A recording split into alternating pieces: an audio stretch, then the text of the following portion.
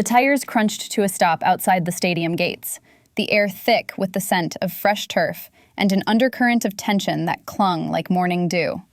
I gripped the steering wheel, my heart slamming against my ribs, unearthing that buried ache I'd armored against for years. Stepping out, my heels clicked sharply on the pavement. Today, I returned not as the disgraced player they'd fired for being gay, but as the new head coach, reclaiming the power they'd stripped away in betrayal.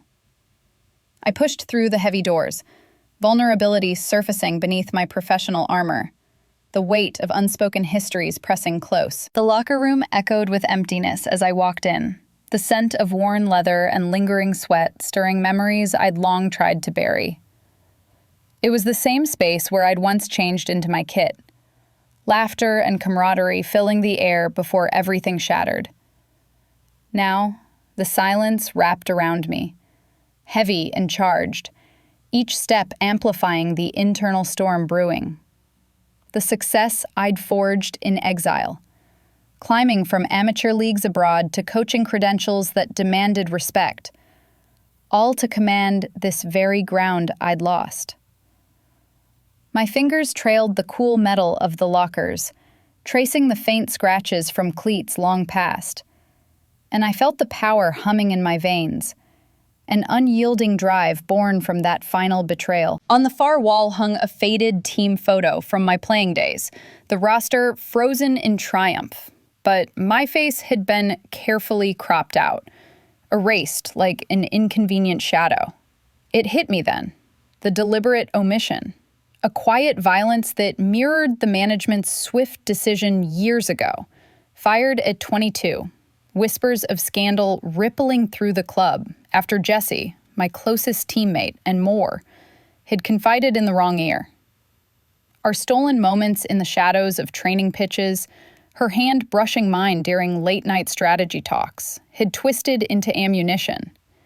The board cited team unity, but I knew the truth. My identity was the fracture they couldn't mend. Staring at that altered image, resentment coiled tight in my chest, mingling with a strange, undeniable magnetism toward the woman who'd chosen loyalty to the game over us. Yet here I was, the one holding the whistle now, the hierarchy inverted in ways that both thrilled and unsettled. I straightened, adjusting the collar of my coaching jacket, the fabric a subtle barrier against the vulnerability threatening to crack my composure. Success had been my refuge, years spent in European academies, dissecting formations until my insights sharpened into authority no one could deny. I'd built walls from that exile, each promotion a brick, but returning to this club, the one that had discarded me, stirred the ache deeper, a longing macked in the empty benches where we'd once sat, knees touching under pretense of review. The power dynamic hummed now, not just as coach, but as the woman who'd risen from their rejection, ready to demand what I'd earned. Footsteps echoed from the corridor, pulling me from the reverie. The team was assembling for the first official session under my lead, their voices a low murmur filtering through the door. I positioned myself by the entrance, arms crossed, watching as they filed in. Young talents mixed with veterans, faces a blend of curiosity and wariness. And there, at the forefront, was Jessie, the star player and captain, her stride confident, captain's band snug on her arm. Time had honed her, muscles defined from relentless midfield battles, but her eyes, those unreadable depths, locked on mine for a split second, a flicker of recognition charged with something unspoken. Resentment? Regret? The air between us thickened, the past coiling tighter like a spring under pressure. She moved with that familiar grace, dropping her bag near the center, the team orbiting her, as always. I'd studied her footage obsessively in preparation, knowing her hesitations on the ball, the way she anticipated passes like reading an open book. But seeing her in the flesh, the proximity ignited the internal storm further, the betrayal that had forced my exit, Her report to the coach about our distraction, choosing the club's facade over the vulnerability we'd shared. Yet the power thrummed stronger. My role now, the one to push her limits, to expose those cracks under the guise of team improvement. As the players settled, murmurs turning to expectant silence, I stepped forward, voice steady despite the quake beneath. "Line up," I said, the command slicing the quiet, pulling us all toward the confrontation that had simmered for years. The past wasn't buried. It was here, in every glance, every unspoken word, drawing us inexorably closer. I stood before the roster, the fluorescent lights casting long shadows across their faces. My voice steady, despite the inner quake rippling through me like an aftershock. Recognition hit in waves. The rookies' wide-eyed curiosity, the veterans' guarded skepticism. But it was Jessie's presence that anchored the room. Her captain's band, a stark reminder of the hierarchy I'd once navigated beside her. She'd been the one to pull me into stolen intimacies, her whispers in the locker room shadows, promising more than just plays, only to shatter it all with that one choice, reporting our distraction to salvage her spot, her future, over the fragile thing we'd built. Now, she stood defiant at the forefront, arms crossed, her posture a mirror of the girl who'd once drawn me close in the quiet hours after training.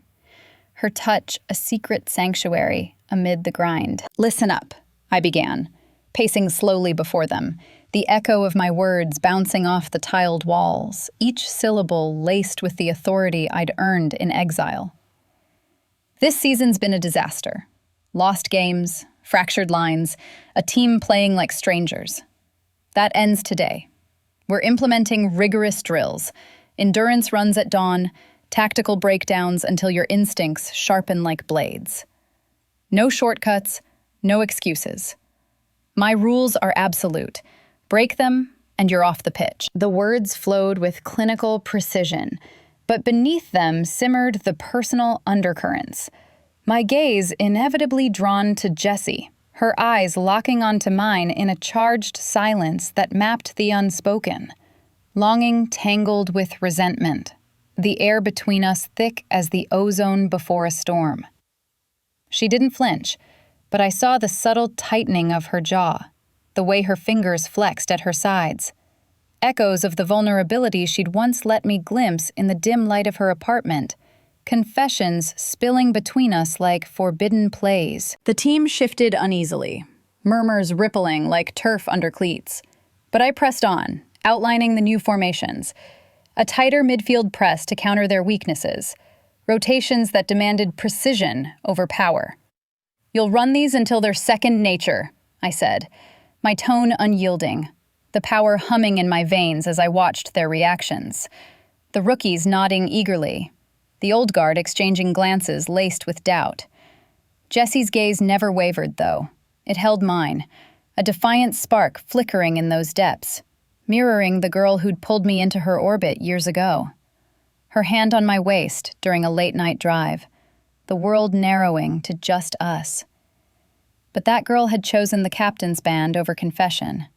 Her report to management, a blade that severed me from the team, from her, leaving me adrift in foreign leagues where I'd rebuilt from the fragments. I paused, letting the weight settle, the silence stretching heavy and charged, her posture shifting subtly. A lean forward, shoulders squared, as if challenging the space I'd claimed.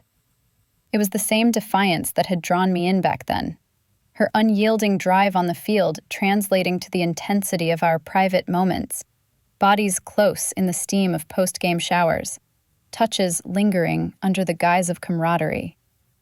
Now it tested my walls, the professional armor cracking just enough to let the ache seep through, a profound pull toward the woman who'd betrayed me, yet still commanded my attention like no other.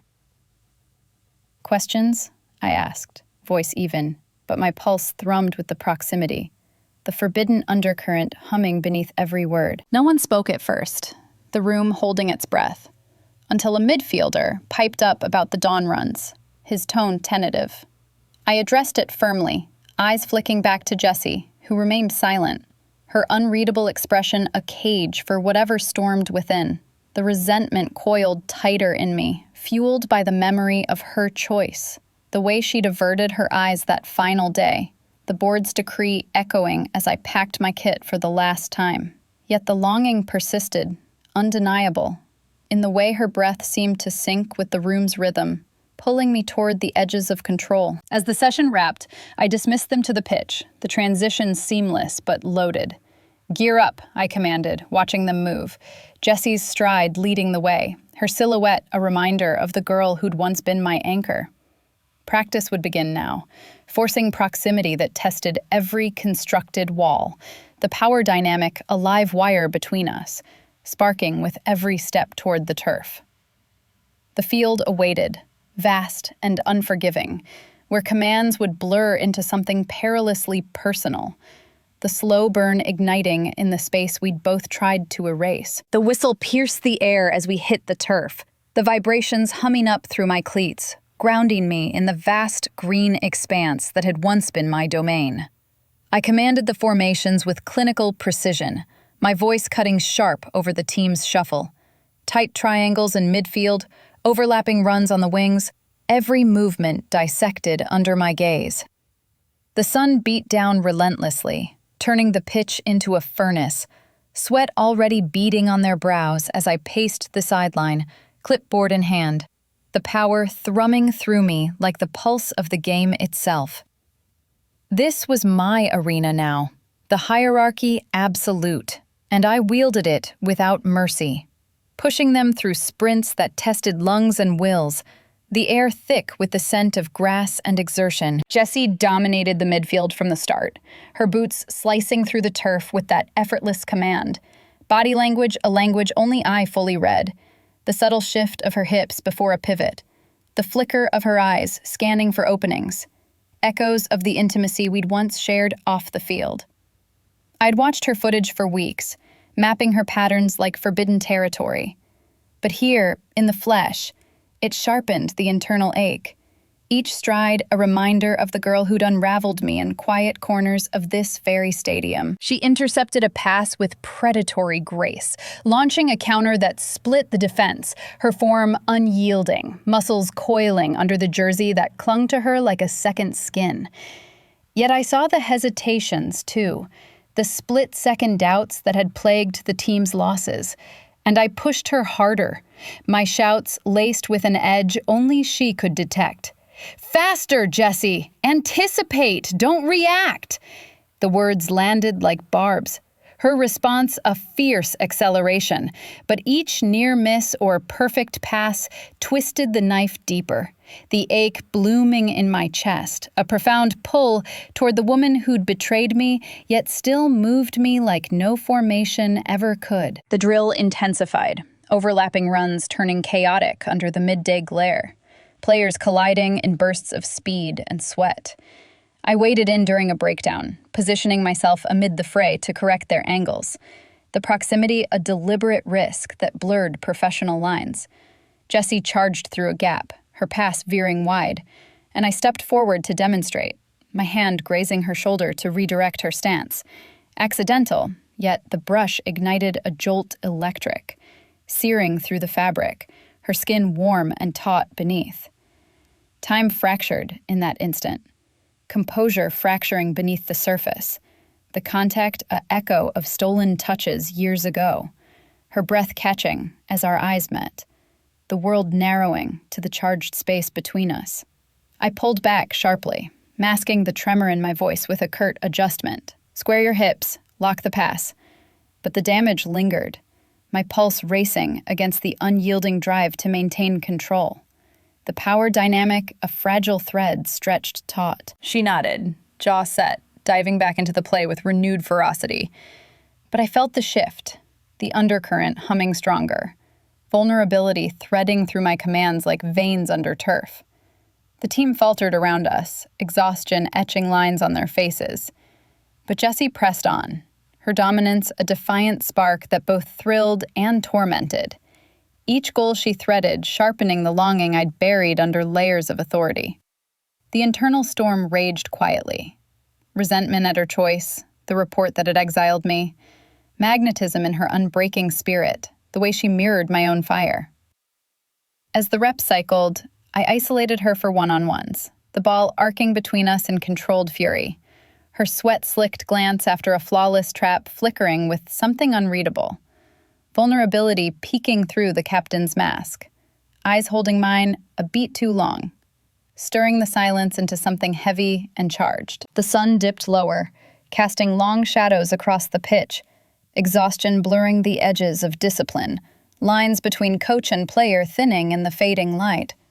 Players slumped, breaths ragged, but Jessie lingered, wiping her brow, her gaze pulling me toward the inevitable, a private review session in the dim gym, where footage would force us closer, the slow burn coiling tighter in the quiet that followed the whistle's final blow. The gym lights hummed faintly overhead as I set up the laptop on the scarred wooden table, the screen's glow casting elongated shadows across the empty space, turning the room into a cocoon of muted intensity. Jessie arrived moments later, her kit bag slung over one shoulder, hair still damp from the showers, the faint scent of soap and turf clinging to her like an unspoken invitation. She dropped into the chair beside me without a word, the proximity immediate and deliberate, our knees nearly brushing under the table's edge. The air thickened with the residue of the day's exertion, ozone from the equipment mingling with the subtle regret that had simmered since the pitch, pulling us into this private unraveling under the guise of analysis. I cued the footage, the first practice replaying in stark pixels, formations fracturing, passes veering offline, her figure central in the chaos, a force both commanding and faltering. We leaned close over the screen, shoulders almost touching, the space between us heavy with the weight of years unspoken, regret coiling like smoke from a distant fire. Her arm rested on the table's edge, inches from mine, the warmth radiating through the thin air, a tangible reminder of the boundaries we'd once blurred in shadowed corners of this stadium.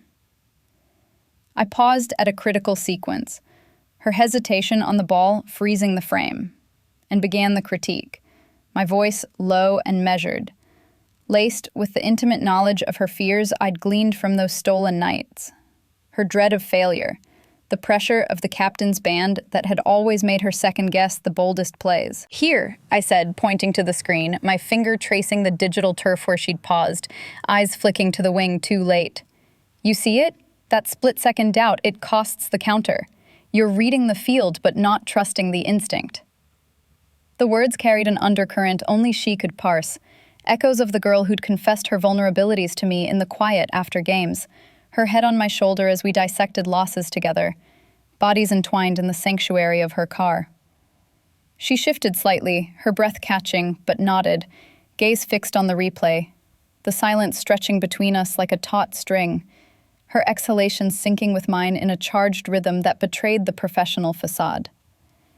The room's dimness amplified it, the hum of the laptop fan underscoring the pulse of proximity, vulnerability threading through the analysis like veins beneath skin. As the clip cycled, I delved deeper, highlighting her pivots, the way her body language telegraphed uncertainty, the subtle hunch before a pass, the overcompensation in her stride that I'd once teased her about in lighter moments, our laughter dissolving into kisses that tasted of salt and promise.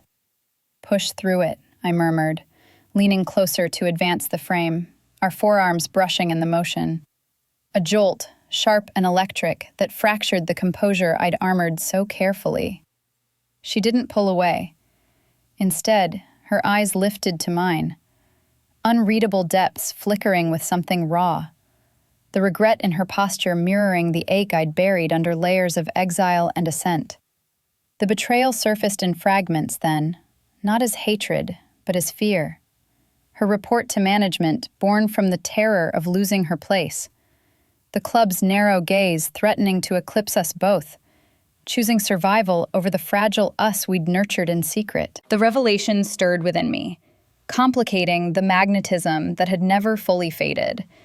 her presence a cage and sanctuary in equal measure, the power imbalance humming between us like the screen's persistent glow. Silence deepened, her breath ragged now, syncing not just with mine, but with the unspoken admissions hovering at the edge, regret for the choice that had exiled me, longing for the intimacy we'd lost to ambition's blade. I closed the laptop with deliberate slowness, the click echoing too loudly, tension peaking in the quiet that followed, her hand twitching as if to bridge the gap, drawing us inexorably toward the injury that would shatter the remaining walls. The days blurred into a rhythm of drills and breakdowns, the gym's dim confessions lingering like an unclosed loop, pulling us through practices that tested every fragile boundary. But it was the scrimmage that shattered the careful distance. The field alive under floodlights as I orchestrated a game simulation to mimic the qualifier's chaos. Defenders pressing high, midfielders scrambling for possession, the air thick with the sharp tang of sweat and torn grass.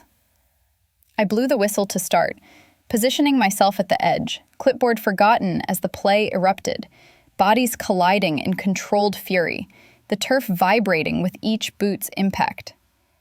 Jessie anchored the midfield, her commands cutting through the fray, but the intensity escalated, passes whipping faster, tackles landing harder, until the simulation turned raw, edges blurring into something perilously real. She drove forward on a counter, ball glued to her foot, evading a marker with that predatory twist I'd always admired, her form a study in unyielding grace. But the defender lunged late, cleats hooking her ankle in a tangle of limbs and momentum, and she crumpled mid-stride, the thud echoing across the pitch like a silenced scream. Time fractured. The whistle shrilled from my throat, unbidden, as I sprinted toward her, the team freezing in a halo of shock. She lay there, clutching her leg, face contorted in a mask of pain that stripped away the captain's armor, revealing the vulnerability I'd glimpsed only in our stolen past.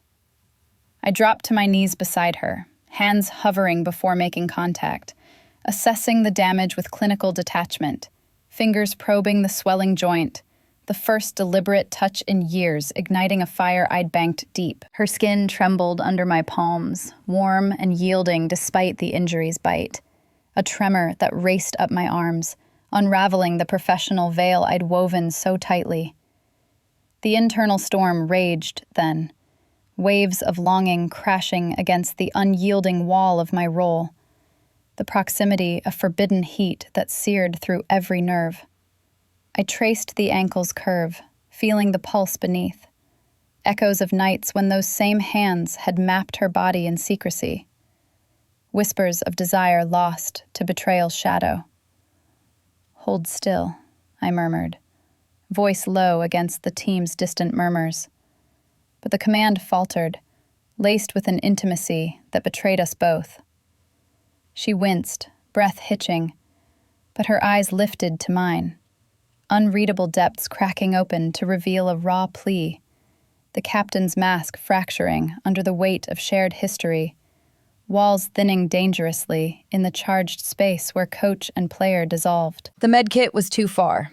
Instinct overrode protocol, and I slid my arms beneath her, one under her knees, the other cradling her back, lifting her with a surge of strength born from years of exile's forge. She was lighter than memory suggested, body molding against mine in the carry, her head resting briefly on my shoulder, the scent of her, grass and salt, and something uniquely her, invading the cage of longing that had held me captive. Each step to the bench jolted us closer, her arm looping my neck for balance, fingers brushing the nape in a touch that sparked electric, forbidden heat blooming in my chest, a profound ache mapping the contours of what we'd lost. The team watched, blurred figures at the periphery, but the world narrowed to this, her ragged breaths syncing with mine, the tremor in her frame echoing my own unraveling, powers imbalance twisting into something perilously tender, a sanctuary amid the storm. I eased her onto the bench, the wood creaking under us, but didn't release fully, my hand lingering on her calf as I elevated the ankle. the contact a lifeline against detachment's pull. Her gaze held mine, raw and searching, the plea beneath surfacing like a confession withheld, the fear of fragility, the unspoken regret for choices that had exiled me, now mirrored in her immobility. "It's just a twist," I said, forcing steadiness, but the words dissolved in the silence, vulnerability threading through us like veins exposed. The ice pack pressed cold against her skin, my fingers securing it, each adjustment prolonging the intimacy, the heat between us undeniable, a slow burn that threatened to consume the boundaries we'd rebuilt. Recovery would demand oversight now, daily checks, taped sessions, my presence woven into her routine, blurring the lines further, the power dynamic, a live wire drawing us inexorably toward confrontation's edge, where professional armor yielded to the truths we'd long evaded. The injury forced a new rhythm into our days. Jessie's ankle taped and elevated during lighter sessions, her presence a constant pull amid the escalating drills that reshaped the roster like clay under pressure. My strategies took hold swiftly. Defensive drills that welded the backline into a seamless wall. Possession games that honed the midfield's pulse until it thrummed with precision. And the team transformed, fractures mending under the weight of my unyielding commands. Victories trickled in friendlies, the pitch alive with the sharp crack of boots on ball. But beneath the progress simmered private tensions.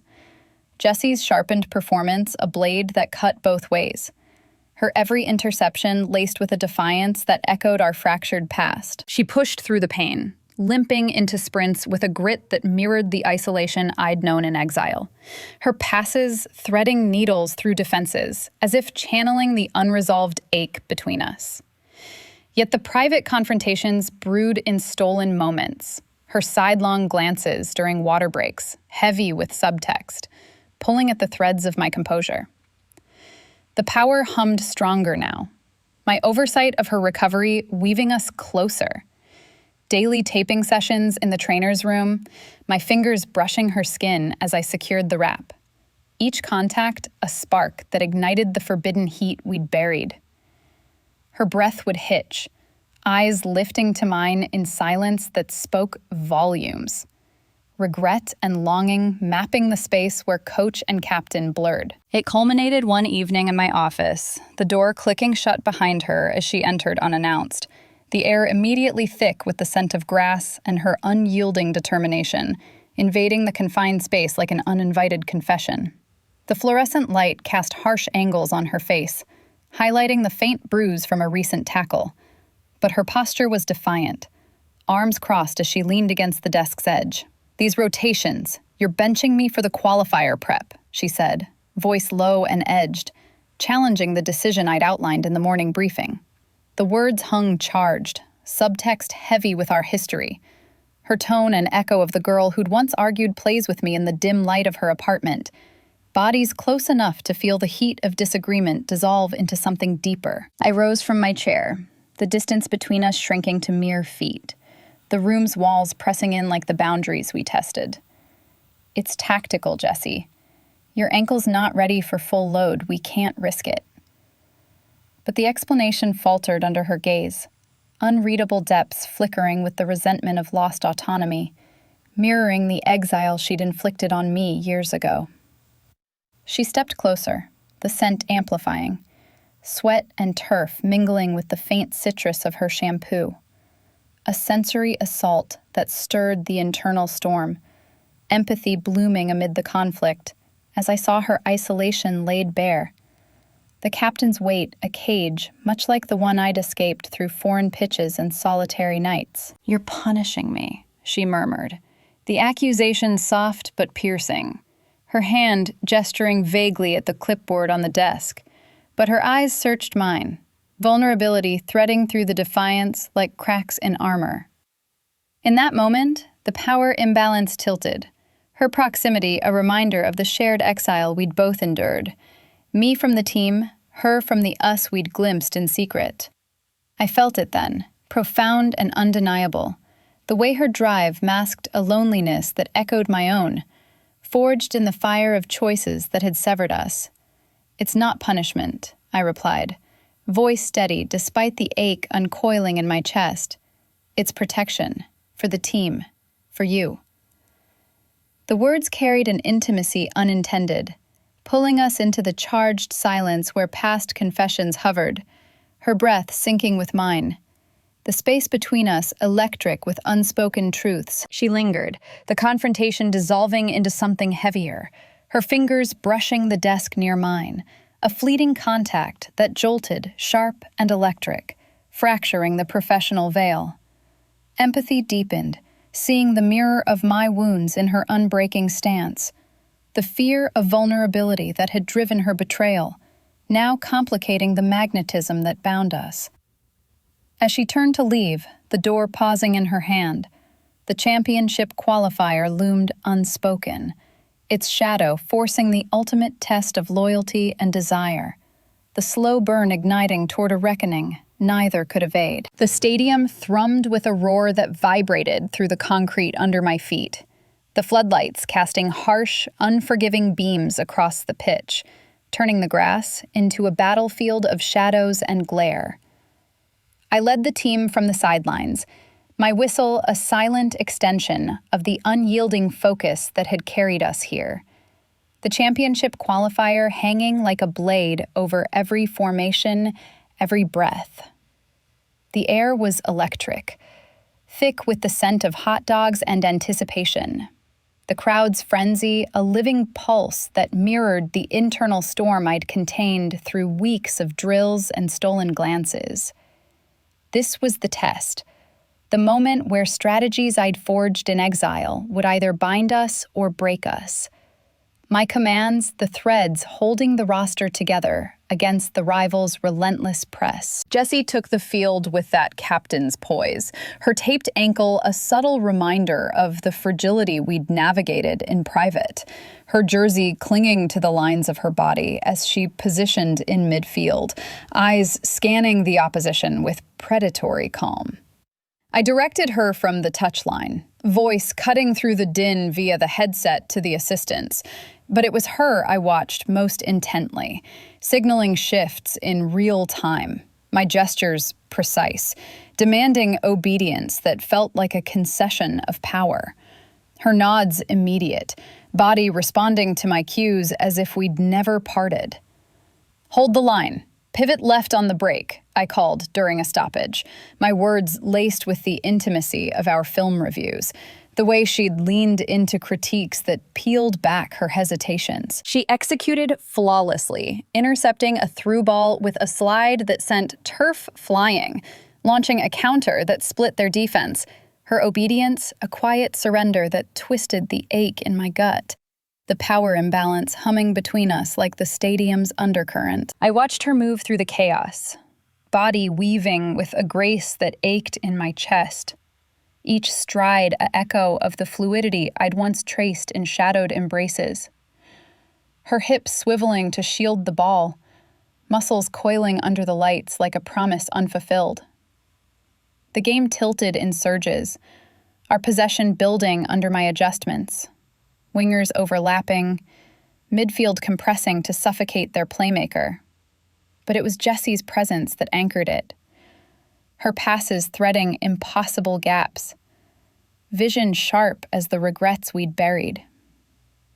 Yet the internal turmoil echoed the crowd's rising frenzy. Every cheer an amplification of the fractured bond hinging our victory. Her glances toward the sideline seeking my approval. Unreadable depths flickering with something raw. Vulnerability threading through her dominance, like veins exposed under strain. The pressure mounted in the second half. Score knotted at 1, the rivals pushing high, forcing errors that tested my resolve. I signaled a switch, pulling a defender deep to free Jessie for the final push, her obedience immediate as she dropped back, then surged forward on the counter, ball at her feet, the goal yawning ahead. The defender closed in, a collision inevitable, bodies clashing in a tangle of limbs and momentum near the box. Her shoulder slamming into mine as I sprinted to cover, breath mingling in that split-second intensity, hot and ragged against my cheek. Time suspended, the impact jolting through us, her arm bracing against my chest for balance, eyes locking in a flash of charged silence, the world blurring to the heat of her proximity, the forbidden pull that seared despite the chaos. She recovered first, shaking off the marker to fire a cross that found the net, the roar exploding as the team surged ahead. But the contact lingered, a jolt electric that fractured my focus, the ache blooming profound, mapping the longing we'd evaded under layers of command and betrayal. The crowd's frenzy peaked with the whistle, victory secured in a haze of embraces and shouts.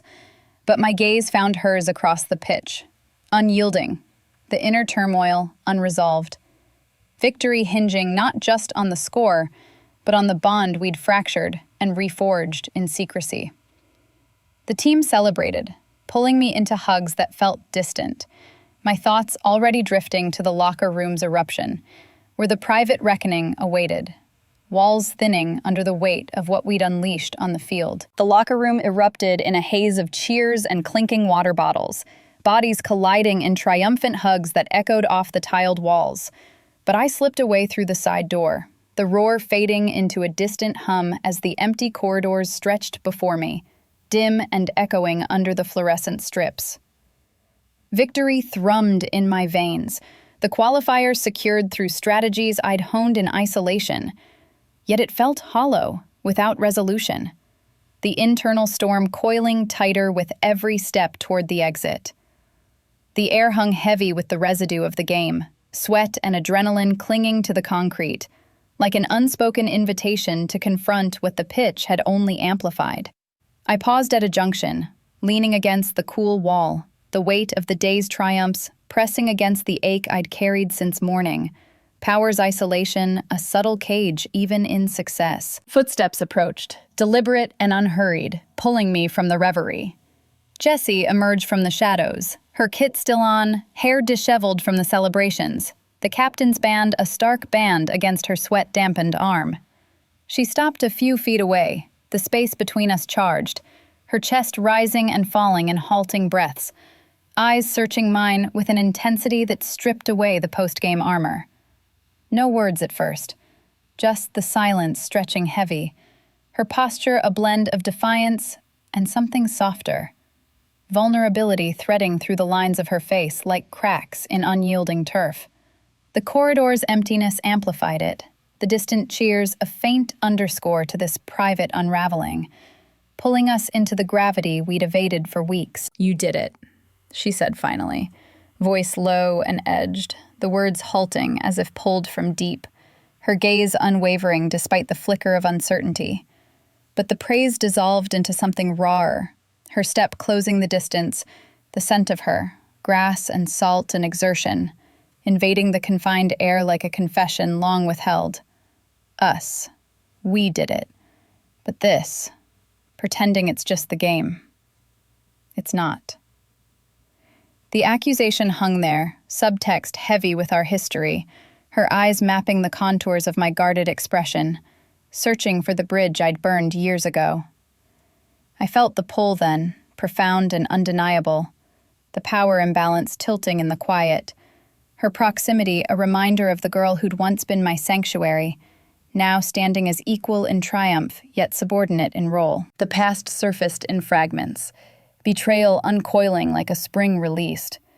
Her report to management that final season, the whispered details of our distraction twisted into scandal. Her choice of team loyalty over the fragile us we'd built in shadowed embraces. "You chose them," I murmured, voice steady, despite the quake beneath. The words a probe into the wound that had fueled my exile, climbing foreign leagues to reclaim what they'd stripped. The board, the facade, over me, over everything. Resentment laced the air, sharp as a misplaced pass, but beneath it stirred the ache of rejection, a profound throb that had driven my ascent, triumph born from that severance, yet yearning now for a bridge across the chasm. The internal processing a storm of fire and fragility. She flinched but didn't retreat. Instead, her hand extended, brushing mine in a fleeting contact that jolted, sharp and electric. shattering the remaining barriers in the charged silence, fingers intertwining briefly before pulling back, the touch a spark that ignited the longing we'd armored against. Her eyes softened, unreadable depths cracking open to reveal the raw undercurrents, regret for the fear that had driven her choice, the terror of losing her place mirroring the isolation she'd inflicted. I was scared, she admitted, voice cracking, the confession halting yet indelible, vulnerability exposing the love that had endured my exile, a quiet fire banked but never extinguished. The team was all I had, but you were more. And I broke it. The words wove through us, mutual fragility surfacing like veins exposed, power now a shared sanctuary rather than a divide, the hierarchy blurring in this corridor's hush, where professional truths yielded to the personal, weaving identity into a future no longer fractured. The revelation settled, a quiet certainty amid the ache, resolution dawning as we stood there, breaths sinking in the afterglow of victory and vulnerability.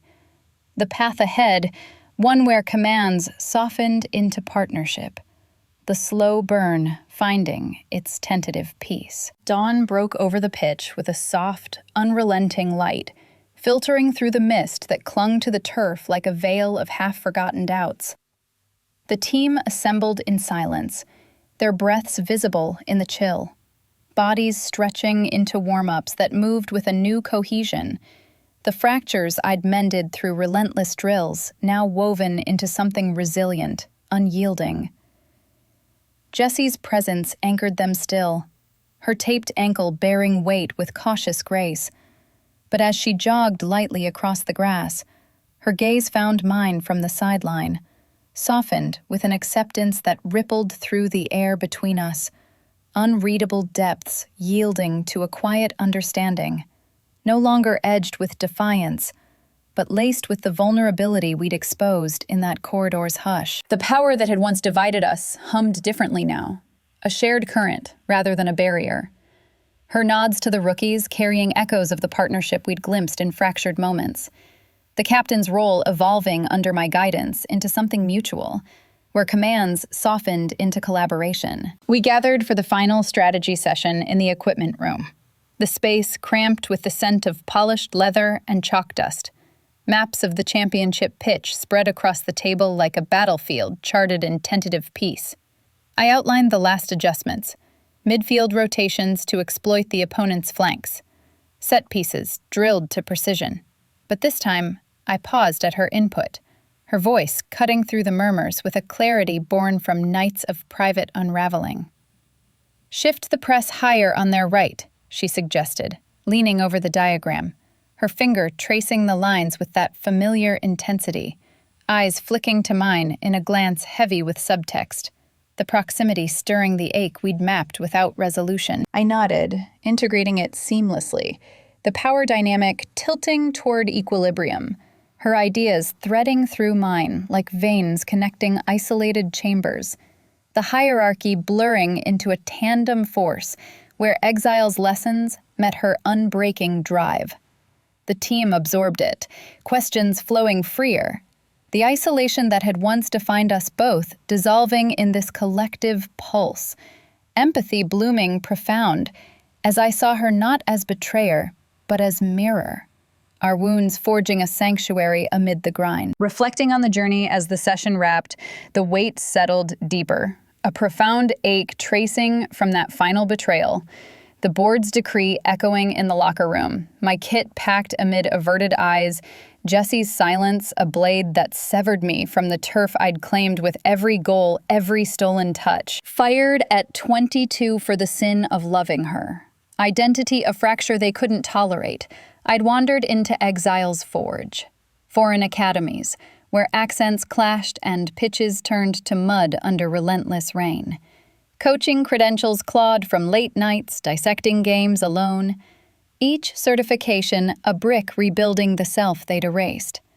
Success had been solitary, walls erected against the vulnerability of connection. Relationships fleeting shadows in city bars. women whose touches echoed her but never filled the void. Yet here, commanding this very stadium, identity reclaimed not in vengeance but in wholeness, the outcast transformed into the presence that demanded respect. Power no longer a weapon but a bridge across the chasm we'd carved. Subtle intimacy wove through the morning now, in the shared glances across the field, her wiping sweat from her brow, eyes holding mine a beat longer during water breaks, longing mapped in the curve of her smile, unspoken yet indelible, without crossing the lines that bound us.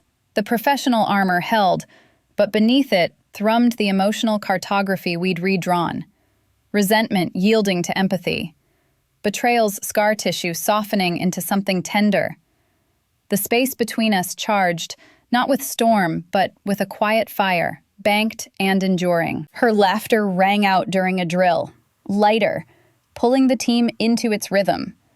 And I felt the mirror of my own reclamation in her eased posture. The captain's weight shared, rather than shouldered alone. The internal storm had quieted, replaced by a ruminative peace. Vulnerability no longer a cage, but a foundation, where the forbidden pull found its place in glances and gestures, the slow burn settling into a warmth that illuminated without consuming. As the sun climbed higher, casting the pitch in golden clarity, peace settled, profound and undeniable, in the space we'd carved together. Not erasing the past's fractures, but integrating them into a tapestry resilient and entire. Identity no longer hidden, but woven through every command, every connection.